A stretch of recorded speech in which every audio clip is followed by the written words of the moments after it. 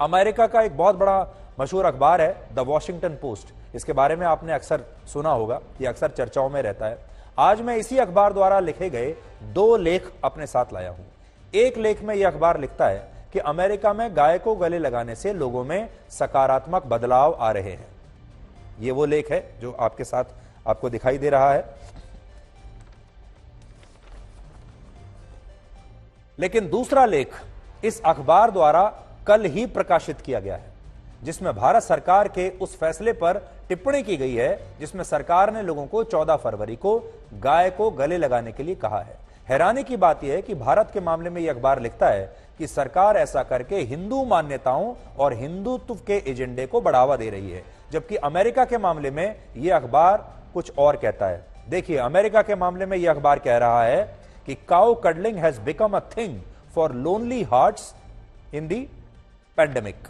यानी पैंडेमिक के दौरान जो लोग अकेले थे उन्हें काउ कडलिंग से बहुत राहत मिल रही है, अकेलेपन को लोग दूर कर रहे हैं, इससे स्ट्रेस कम हो रहा है, और इस तरह की तमाम बातें इस आर्टिकल में लिखी हैं।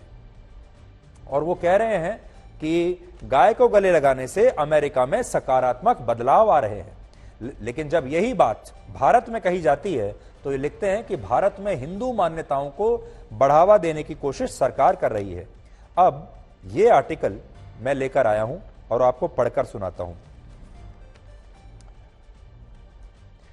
हेडलाइन है, Indian government asks people to hug cows on Valentine's day.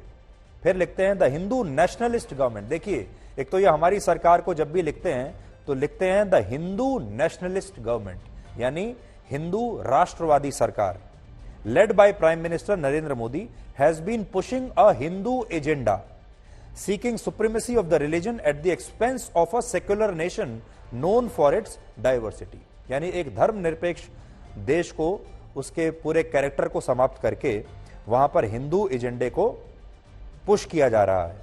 Hindus comprise nearly 80% of its nearly 1.4 billion people. फिर उसके बाद उन्होंने लिखा है कि मुस्लिम 14% हैं, क्रिश्चियन, सिख, बुद्धिस्ट जो हैं वो बाकी के 6% हैं, लेकिन 80% यहां पर हिंदू रहते हैं।